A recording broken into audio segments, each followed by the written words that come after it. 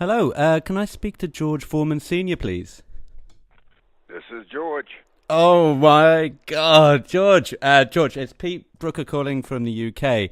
I think Leola set up an interview with us and you Well, today. she gave you the 713 cell number. You didn't want to call on that one? If it's okay with you, it might be a better reception to call the landline. Okay. Is Big that what? okay?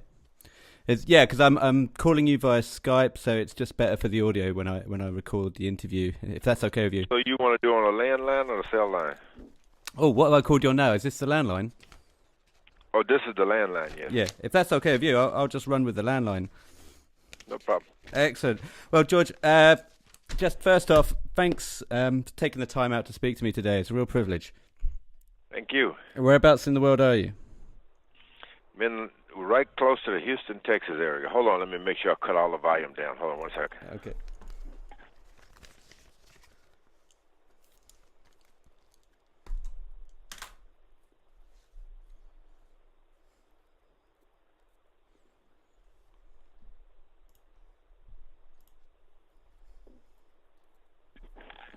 I'm in a little country town called Hoffman, Texas, about jumped 2 feet out of Houston. Oh, wow. Okay. Well, my girlfriend will know that area a lot better than I did. She lived out there for a couple of years. Okay. So yeah, what's the weather like there? We have warm weather. Awesome. Pleasant. I can only just dream of that being in the UK. It's pretty miserable here. The summer's come to an end. So, George, what I was calling you about today, I do a podcast for a lifestyle website, and we were going to do our theme on winning mentality. You were pretty much the first person that came to mind. So I wanted to ask you a couple of questions about your career, if that's okay. And when I told a couple of my friends that I was going to be speaking to you, they all chimed in with a couple of other questions. My boxing friends, I go to a boxing gym, and they had a list of questions, so I just had a few of those noted down. And then to go completely around the houses, I have a friend who works in the church, and he had a couple of questions about Christianity, so I hope you don't mind if I crowbar a couple of those in as well. No, you just throw in your questions. I'm ready for you. Excellent, thank you. Great. Well, welcome to the podcast, George Foreman, the one and only George Foreman. How are you doing, George? I'm great. Thank goodness. All is well for me. Excellent, great. Okay, George, let's just start from the beginning, for me at least.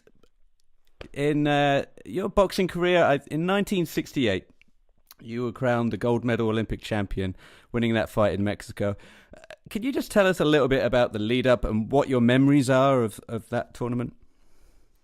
My first time of actually experiencing what it is to be a celebrity, because every day from Mexico City we'd go out, if we decided to go near the gate to enter or come in or go out of the Olympic Village, people wanted your autograph, and I thought, wow, this is great. And I never did get over that part. I think at the ending, as the ending, and I was getting ready to fight in the finals, there was this big controversy in the Olympics that changed everything, at least the atmosphere. John Carlos and Tommy Smith demonstrated with the shoes in their hands and the black gloves on, but that's what I have the memory of. But nothing topped the joy I experienced once I won that gold medal. Amazing. And can you remember anything about the fight at all? Looking back at the fight, I had my opponent would be from Russia, representing Russia, and I from the United States, and they talked then of the superpowers. So I was nervous because of the atmosphere outside of the ring and the talk in the media about how good he could be and how good I could be.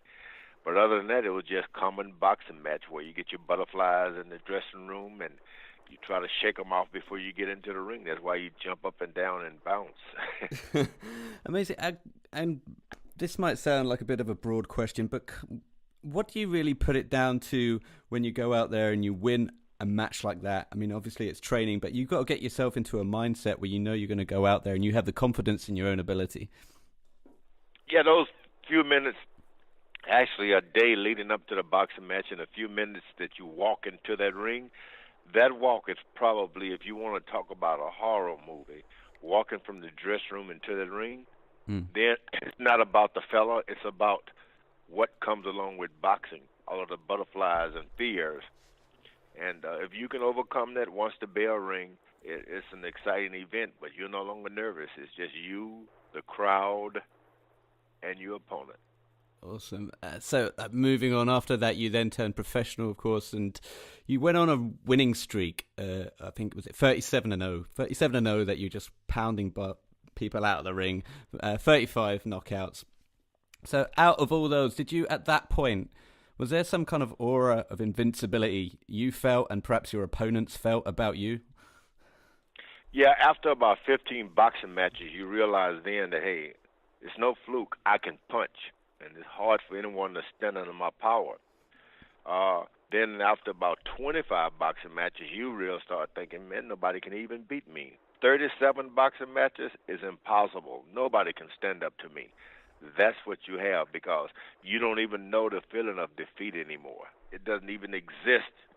It doesn't even exist in your repertoire. And how do you carry that with you? So each time you go into a fight, within that streak, you must be thinking, well, it's got to end sometime, or do you just don't think it's going to end? You're that confident? Oh no, it's something that is given to you. This feeling that comes up on you, and it's like, I can do anything. If I miss 100 shots, the 101 shot is going to be the one that knocked the guy out. And you start thinking, sooner or later, even if I'm not the better, I've got some magical power in my fist that I'm going to get him sooner or later. That's what you think. You don't think about losing, because that's not what you do. And during that time, can you remember any of the opponents? I mean, before you met Joe Frazier, anyone that you thought, this guy could have my number, or this guy's going to be a real threat? I never did think that.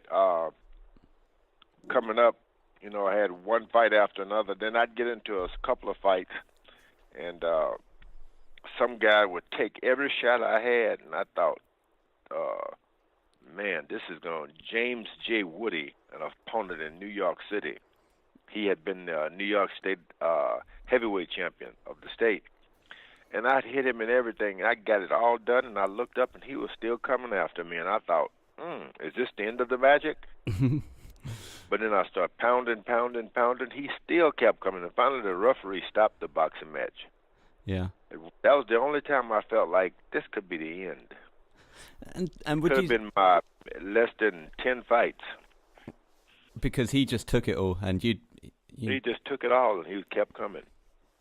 So, within all of those fights, did you have I mean, all boxers perhaps have a certain style for sure, but did you actually have a killer blow, an uppercut or a right hook? What was your most dangerous weapon that you felt the most comfortable throwing? I threw so many punches, and every now and then I'd see someone fall by way of one or the other. So it was not a preferred punch I had. Every punch I threw, if I kept throwing them over and over, one would get you, and I'd look up and I'd always say, I didn't know I could knock you out with that one. Awesome. Well, you must have been pleasantly surprising yourself constantly. Yeah, I mean, it was something that was just happening to me, and if I tell you I knew what was going to happen, I'd be lying. Well, it's kind of interesting that you talk about someone being able to take all of those punches. So after you beat Frazier and you destroy Ken Norton, you have the infamous fight with Muhammad Ali. Now, this was a guy that did take all of the punches, famously used the rope-a-dope. I mean, the film I only just saw about a week ago, so it's very fresh in my mind that When We Were Kings. What did you think about that documentary? How do you think it described you and the portrait of that fight? Oh, you look back and I'd get a knockout here and there. Sometimes I don't know where the punch had come from. I'd knock a guy out. So it'd be a wild shot. Then I'd read in the paper the next day, George Foreman with this powerful punch, and he worked on this big hook, and he perfected it and knocked the guy out. And that hadn't been really true, but it sounded good to me. So I started saying, yeah, that's right. Mm. So when you lose and you're betrayed and things are said and they're not accurate, there's no need in saying, hey, say this better, because I applauded when they said great things, whether they were true or not. Then I was betrayed in that Rumble in the Jungle and all of that as one guy and the other. Why should I complain then? You Yeah. take the good, then you should be able to stomach the bad. And I mean, especially, I mean, I watched it very recently, like I said, with my girlfriend, and she hadn't. She's not very clued up with boxing. Let's just say that she didn't really have much of an idea who you were, and even less of an idea who Muhammad Ali was. Incredibly, but she watched the documentary and she said, "You know what? I actually preferred George because he was the more humble guy. He was the one that was not bragging. He was, he was very introspective during the movie." What are your thoughts in terms of boxers being role models and how they can use their status almost? Oh, all of us athletes Mm. who are fortunate enough to win, especially something like the world title, boy, we owe so much to being an example for the young people to come behind us. Mm. We owe so much. You get a chance to be, quote, role model, you should enjoy it, but at the same time, don't take it for granted. People are watching your life, and the things you say today will be looked at 100 years from today. Amazing, yeah. So, just the last thing about that documentary. Sorry, George. The period where you actually cut your eye. So you had that 6-week delay. Even in the interview, I remember you saying, "Look, there is no delay to this fight. This was God's plan, God's intention." You hadn't actually been you hadn't been a born again Christian by that point. So, but were you always Christian up to that point? No, I didn't have anything. I just say things. I didn't have it. None at all. I see. So, Okay. so your belief is how you live, what you do. I was a bad man, bad fellow, really a bad guy. Well, moving on, I guess my first memory of you was when I woke up and found that you beat Michael Moorer in '94, and you were crowned heavyweight champion once again. Did you find it easier coming back as an underdog like you did when you were with Joe Frazier and Ken Norton? You were underdogs going into a fight. Do you perform better when you have something to prove? No, I just didn't. I had this punch, and I'd come back into boxing, made a comeback, and I found I still had that punch again. I didn't get overconfident like I had done with the Muhammad Ali fight. I had fear when I fought Muhammad Ali. I didn't have any fear. I went in the dressing room, didn't have any fear. I thought, this is the way you want to be. It was the first time I'd gotten into the ring without fear, and I lost to Muhammad Ali. This time I'd come back and I'd manufactured and regained my fear. And I had many knockouts. So getting ready to fight for that Michael Moore fight, the odds didn't mean anything to me. That didn't mean anything at all because I had this fear, and with this fear, I had this punch again. Wow, so you kind of channel that fear. How do you do that, or how can you utilize that fear? Well, I knew that I had lost the championship of the world back in the day because I didn't have any fear. And before when I got in the ring with Joe Frazier, I couldn't control my knees shaking, and I was so afraid of Joe Frazier. And, of course, I got a knockout. Mm. Then I, one after another, got in the ring with Muhammad Ali. I said, no fear. So the second time around, I decided what was greater than my punch was my fear of getting beat. So every time I'd gotten into the ring that second time around, I had this fear of getting beat again. And with Michael Moore, it had peaked so much fear. My God, so even after all them fights and all that experience, you were...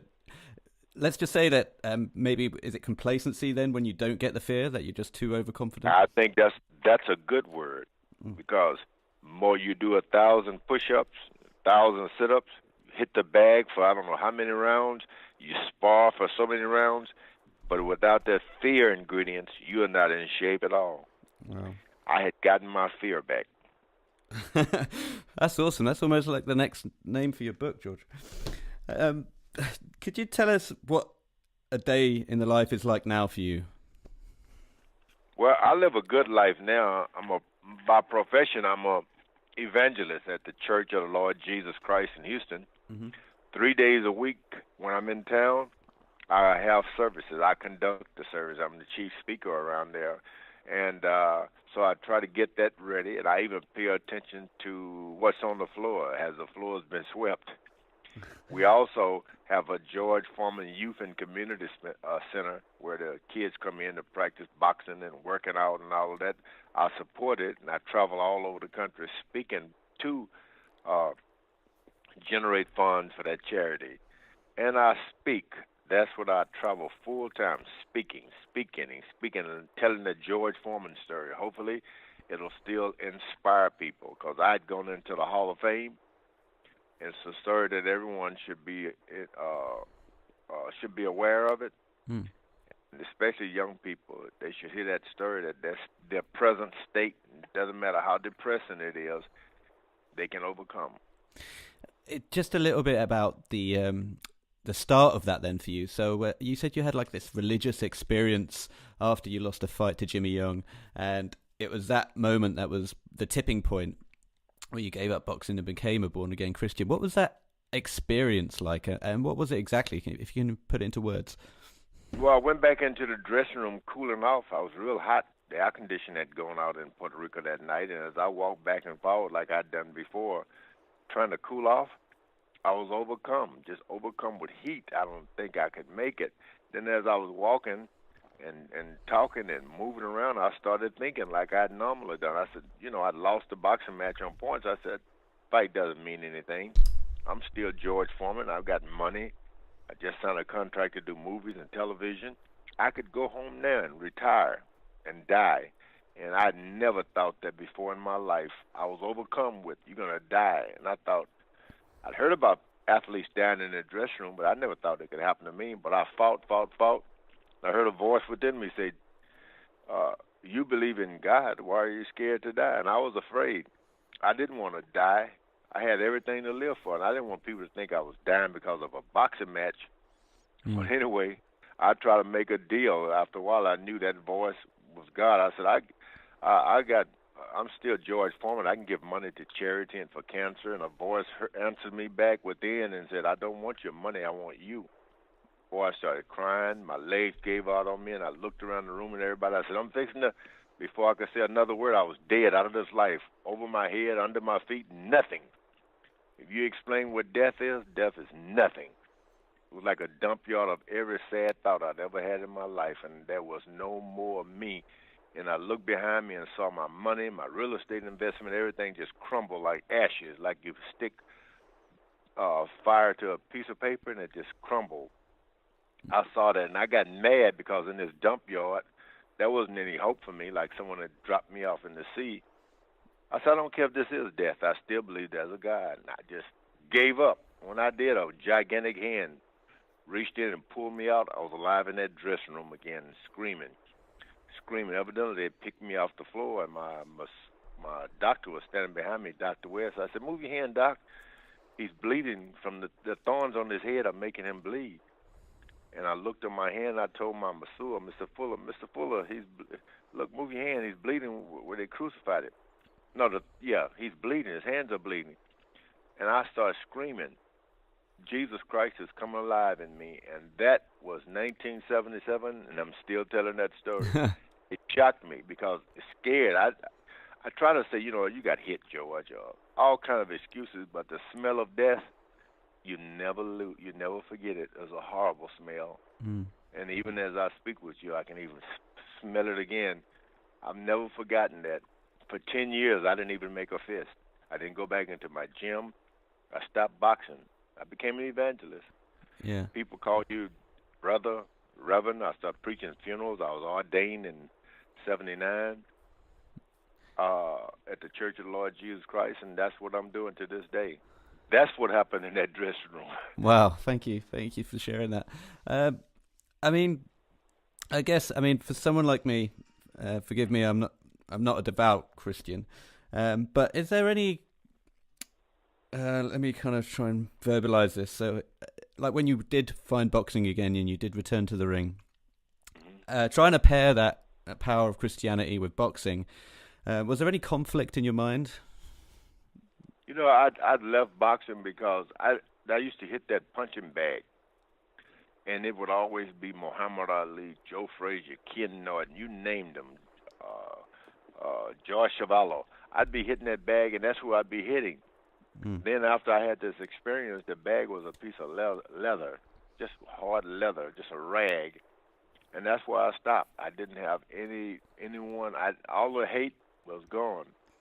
So I go down to the gym. I started the youth center in Houston because these kids were getting in trouble. And I put my money up that I'd saved to retire on, and the kids would come in with chips on their shoulder. I said, "No, you don't have to try to hurt anybody.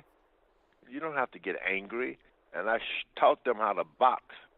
And the point was never a punch in anger.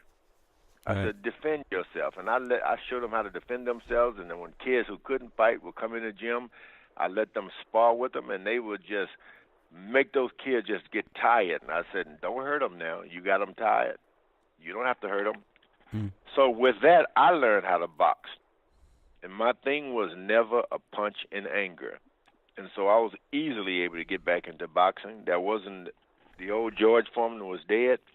This was a profession for me. It was a way to make a living, and I never tried to hurt anyone. Boxing is the grandpa of ping pong. And you could, if without boxing, we wouldn't have had it. Yeah. Awesome. So, I mean, you then retired, I think, around the age of 45. I just had a couple of questions from my my boxing trainer, if you've just got a minute.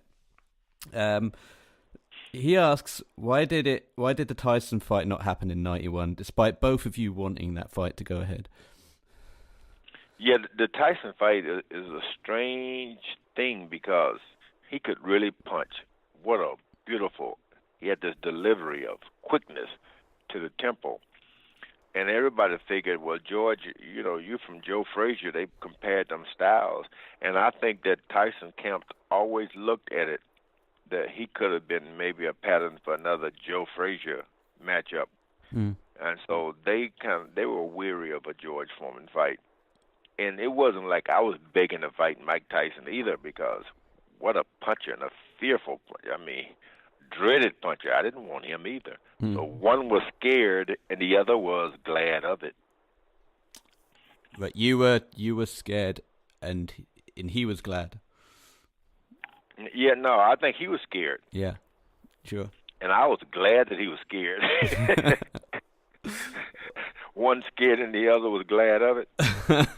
He didn't want me, and I certainly didn't want to beg for him. But making my comeback in those times, I really needed him more than he needed me. I see. And what are your relationships like now with other boxers around? I mean, of that time, I just spoke to Evander Holyfield a couple of weeks ago, and I thought I was quite clued up on boxing, but I didn't actually know that he was, he actually fought you and you went the whole 12 rounds. I mean, that was incredible. So do you ever come across these guys? Do you ever speak to them?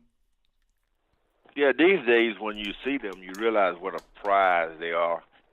Evander Holyfield, and then after losing Muhammad Ali, Joe Frazier, Ken Norton, you realize what a prize Evander Holyfield, Mike Tyson, and the likes, what they really are now.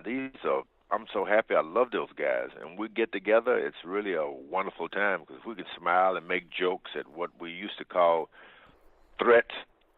We enjoy one another. I love them. When I see them, there's so much to talk about. Awesome. I bet that's great. I bet it would be great to be a fly on the wall in those games. I mean, so just lastly, George, a rather tenuous question, but do you have a favourite boxing film? Film? Do you mean movie or? Movie, yeah. Oh, yeah, there are so many good movies. My favorite is called, with Humphrey Bogart, way back, an old movie in black and white. It's called The Harder They Fall. The Harder They Fall. Oh, that's a boxing film? It's a boxing movie. I've got to look starring at that. Humphrey Bogart. The Harder They Fall. Oh, wow. It's the true story of boxing. I will look that up. And lastly, you're coming to London, I believe, at the end of October. Is that right? That's true. That's true. Excellent. Well, I will desperately try and get some tickets that are going to that. And I've been asked to tell you, well, not asked, but just to tell you that you are more than welcome to come down to my local church. It's about an hour out of town. We'll provide all the scones and all the tea. And if you want to speak to the children and the parents in my village, then it would be fantastic to have you down. I would love that. I would love that. And make certain everybody know that champions forever, Muhammad Ali, George Foreman, Joe Frazier. I'm the only one left, and so if they happen to have photographs of the three of us, get it signed, Hmm. put it away. It'll be important to their children. So come and see me with those photographs.